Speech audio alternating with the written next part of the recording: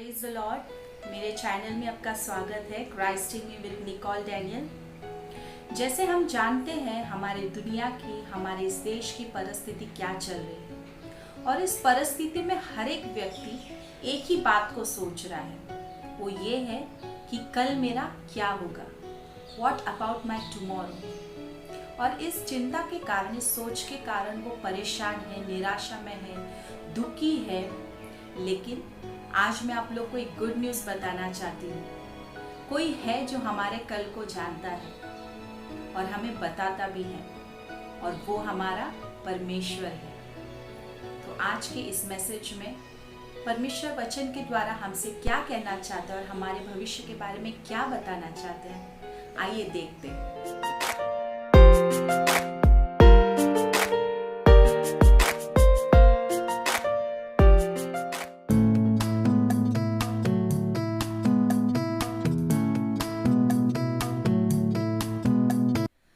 आज के इस विषय को हम न्यायों की पुस्तक उसका 6वां अध्याय बुक ऑफ जजेस चैप्टर 6 इसमें से देखेंगे। इस अध्याय में क्या है वो मैं आपको शॉर्ट में बता देती हूँ। जब इजरायली लोग परमेश्वर के विरुद्ध काम करने लगे, परमेश्वर के मार्ग से वो भटक गए, तब परमेश्वर ने इजरायली लोगों को मिधानियों के हाथ के नीचे 7 वर्ष तक कर दिया। और मिधानी लोग जो है वो फिर इजरायली लोग को परेशान करने लग गए और उनके अनाज को वो नाश करने लग गए और तरह तरह की बातों से उन्हें परेशान करते थे। तब इजरायली लोग इस तकलीफ को देखकर और डर के मारे उन लोग गुफाओं में, किलों में जाकर रहने लगे, अपने अनाज को छिपाने लगे ताकि मिधानी लोग आकर उसे नाश न करें। इस प्रकार इस तकलीफ से गुजरते वक्त तब इजरायली लोग क्या करते हैं, परमेश्वर की दुहाई देते हैं और परमेश्वर को पुकारने लगते हैं। तब परमेश्वर एक नबी को भेजता है और उन्हें बताता है कि किस प्रकार परमेश्वर ने तुम लोगों को अलग अलग बातों में बचाया है, छुटकारा दिलाया है, फिर भी तुम क्यों परमेश्वर से दूर चले जाते हो और भटक जाते हो। उसके बाद परमेश्वर अपने दूत को भेजकर एक व्यक्ति का चुनाव करता है जो इजरायलियों की तरफ से लड़ता है और मिधानियों से उन्हें छुटकारा दिलाता है। और इस अध्याय के अंदर और आगे की भी चैप्टर्स के अंदर हमें इस बातों को देखने मिलता है। लेकिन आज का जो मेरा विषय है, हम उस विषय को, जो बातें परमेश्वर ने गिदोन से कही है, उन बातों के द्वारा हम सीखेंगे। तो जैसे मैंने आपसे पहले कहा था कि परमेश्वर हमारे कल को जानता है और हमें बताता भी है, लेकिन क्यों हम उस बात को नहीं समझ पाते हैं? क्योंकि हमारे हाथों से कुछ गलतियां होती है। तो आज हम उन्हीं गलतियों के बारे में देखेंगे, 3 गलती जो हम करते हैं। और इस अध्याय के अंदर हम वो गिदोन जो गलती करता है उस बातों को सीखेंगे और परमेश्वर उन गलतियों में भी हमें किस प्रकार सहायता करता है, हमें किस प्रकार मार्गदर्शन करता है, वो देखेंगे। तो आइए देखते हैं पहली गलती क्या है। तो पहली गलती जो हम करते वो ये है कि हम हमारे भविष्य की योजना, हमारे कल की योजना इसके लिए करते हैं क्योंकि हमारे अंदर एक डर होता है। उदाहरण के तौर पर जब हम ये सोचते हैं कि आज अगर मैं पढ़ूंगा लिखूंगा नहीं तो कल एक अच्छी नौकरी मुझे नहीं मिलेगी, या फिर आज मैं अगर कुछ सेविंग्स नहीं करूंगा, कुछ पैसे को बचा कर नहीं रखूंगा तो कल जाकर मुझे फाइनेंशियल प्रॉब्लम हो सकता है, पैसों की दिक्कत हो सकती है। तो ये सारे डर के कारण हमारे अंदर एक योजना होती है, तब हम जाकर भविष्य की, हमारे कल की योजना करते। जैसे यहाँ पर गिदोन भी 11वें वचन के अंदर वो क्या कर रहा था, मिधानी लोग आकर जो अनाज को नाश करते हैं उससे बचाने के लिए वो क्या कर रहा था, एक दाखरस के कुंड में गेहूं को वहां पर साफ करके वहां पर छिपा कर रख रहा था। एक गलत जगह पर वो जाकर छिपाने की कोशिश कर रहा था, अपनी कल की योजना कर रहा था। वो अच्छा ही सोच रहा था, लेकिन उसके अंदर क्या है, एक डर है। एक डर के कारण वो अपने कल की योजना कर रहा है। तो पहली गलती जो हम करते हैं वो ये है, हमारी योजना हमेशा एक डर के साथ होती है। लेकिन उसके विपरीत परमेश्वर जब हमारी योजना करता है तो उसके योजना में एक निश्चितता होती है, एक एश्योरिटी होती है। जैसे 12वें वचन के अंदर जब परमेश्वर का स्वर्गदूत गिदोन से मिलने आता है, गिदोन को दर्शन देता है, तब वो गिदोन को इस प्रकार आवाज देता है, हे शूरवीर सुरमा, परमेश्वर तेरे संग है। तो हम इस चैप्टर के अंदर कहीं भी हमें ये देखने नहीं मिलता है कि गिदोन एक शूरवीर सुरमा था या फिर एक शूरवीरों के परिवार से वो था। ऐसी कोई भी बातें उसके बारे में वचन के अंदर लिखी नहीं है। फिर भी लेकिन स्वर्गदूत आकर उसे कहता है, हे शूरवीर सुरमा, यहोवा तेरे संग है। तो परमेश्वर जब हमारे कल के बारे में सोचता है या कल को बनाता है तो उसके अंदर एक निश्चितता होती है, एक एश्योरिटी होती है, और वो आपको अगर शूरवीर करके चुना है तो आपको शूरवीर करके ही आवाज़ देता है, ना कि गिदोन करके। आपकी आज की परिस्थिति को देखकर वो आपको नहीं बनाता है, बल्कि उसने आपके लिए जो सोचा है वही वो आपको कहकर पुकारता है। ये तो पहली मिस्टेक जो हम करते हैं, हमारी कल की योजना वो डर के साथ होती है, लेकिन परमेश्वर की योजना होती है वो निश्चितता के साथ होती है। अब हमारी दूसरी गलती, हम दूसरी गलती ये करते हैं कि हम परमेश्वर जो हमसे कहता है हमारे भविष्य के बारे में वो हम सुनते नहीं हैं, और इसके कारण हमारे प्लानिंग में हमेशा एक कन्फ्यूजन रहता है, हमारे परिस्थिति में हमेशा एक कन्फ्यूजन रहता है, और एक चिड़चिड़ाहट होती है, और एक कंप्लेंट करने वाला स्वभाव, मरमरिंग करने वाला स्वभाव, हम कुड़कुड़ाने लगते हैं हमारी परिस्थिति को देखकर, क्योंकि हम परमेश्वर का सुनते नहीं हैं। जैसे हमने पहले वचन में देखा कि स्वर्गदूत आकर गिदोन को कहता है, हे शूरवीर सुरमा, यहोवा तेरे संग है। उसे शूरवीर करके, वैलेंट वॉरियर करके आवाज देता है। लेकिन यहाँ पर गिदोन क्या कर रहा है, उस स्वर्गदूत से कंप्लेंट कर रहा है, वो हमारा परमेश्वर कहाँ है जिसने हमें बचाया था, हमारे बाप दादाओं को बचाया था, किस प्रकार अद्भुत रीति से छुड़ाया था। वहां पर वो परमेश्वर के अद्भुत बातों को भी जानता है, गवाही दे रहा है, लेकिन फिर ऐसा कह रहा है कि वो परमेश्वर अब कहाँ है। तो उसने उस बात को नहीं सुना जो स्वर्गदूत ने उससे कहा कि हे शूरवीर सुरमा। लेकिन वो यहाँ पर क्या कह रहा है, एक कंफ्यूजन है, वहां पर सवाल कर रहा है, परमेश्वर पर डाउट कर रहा है, परमेश्वर कहाँ है, परिस्थिति में कहाँ है, क्योंकि उसने परमेश्वर की बात को सुना नहीं। तो हमारी दूसरी गलती ये होती है कि हम सुनते नहीं है हमारा परमेश्वर हमारे लिए क्या कहता है।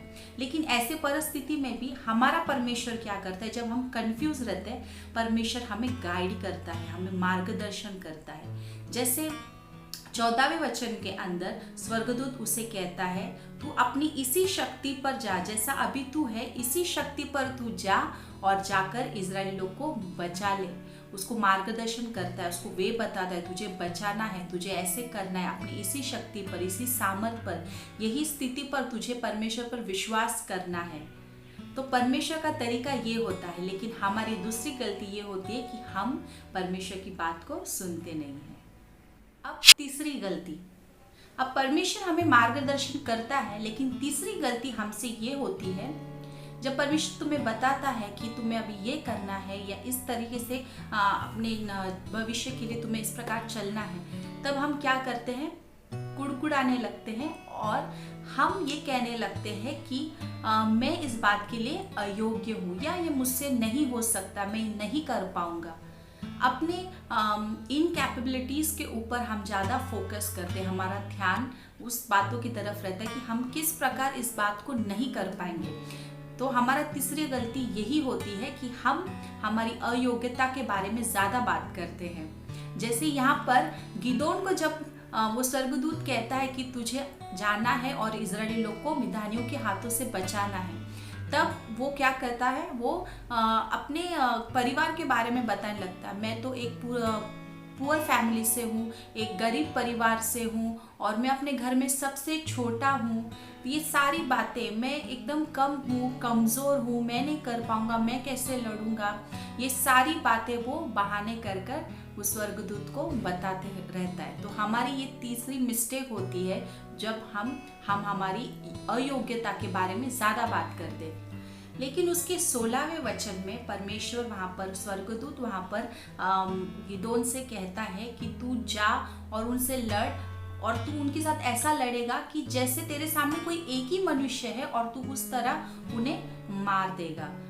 तो परमेश्वर क्या करता है, हम जब हमारी अयोग्यता के बारे में बात करते हैं, तब परमेश्वर हम कितने योग्य हैं वो हमें बताता है। तो परमेश्वर हमें इस तरह गाइड करता है। लेकिन हमारी तीसरी गलती ये रहती है कि हम अयोग्यता के बारे में ज्यादा बात करते हैं। तो देखा, परमेश्वर हमारे कल को जानता है और वो हमें बताता भी है, जिस प्रकार वो गिदोन को शूरवीर करके जानता था और उसे वो कहता भी है। लेकिन हम भी गिदोन की तरह 3 गलतियां करते हैं। हम एक डर के साथ योजना करते हैं और परमेश्वर का सुनते नहीं हैं। और तीसरी चीज, हम क्या करते हैं, हम अयोग्य है ये बात को समझकर बैठ जाते हैं। तो आपके जीवन में भी आप आज यही सोच रहे होंगे, जो लोग अपनी कल की चिंता करते हैं वो यही सोचते होंगे कि कल क्या होगा, और ये डर के मारे आज वो जी रहे हैं। लेकिन परमेश्वर आपको कहता है, हे शूरवीर सुरमा, यहोवा तेरे संग है। शूरवीर आपको पता है कौन होता है? जो सिर्फ बल से और ताकत से नहीं लड़ता बल्कि बुद्धि से भी लड़ता है। तो परमेश्वर आपको शूरवीर कहता है, वैलिएंट वॉरियर कहता है। सिर्फ हमें ये देखने वाली लड़ाई नहीं, हमारी हर परिस्थिति में हम एक वॉरियर की तरह लड़ सकते हैं। परमेश्वर आपके लिए कोई ना कोई बात एक निश्चित करके रखा है, लेकिन हमारा काम है कि हम उस बात को सुने। परमेश्वर कहीं ना कहीं हमें प्रॉमिस करता है, यहोवा तेरे संग है, लेकिन हम वो सुनना भूल जाते हैं। हम ध्यान नहीं देते उस बात पर, और हम क्या करते हैं, हमारी परिस्थिति, हमारे आजू बाजू में क्या हो रहा है, मैं किस प्रकार अपने परिस्थिति में हूँ, कि कैसे मैं भविष्य को बनाऊं, ये सारी चिंता से हम घेरे हुए रहते हैं। और इसके कारण हम क्या करते हैं, परमेश्वर की बात को नहीं सुनते हैं और वही बातों के अयोग्यता के बारे में बात करते रहते हैं। जब परमेश्वर कहता है कि मैं तुझे इस प्रकार चुना है, इस बात के लिए चुना है, लेकिन फिर भी हम क्या करते हैं, बहाने करते हैं और परमेश्वर कहते हैं कि मैं योग्य नहीं हूँ।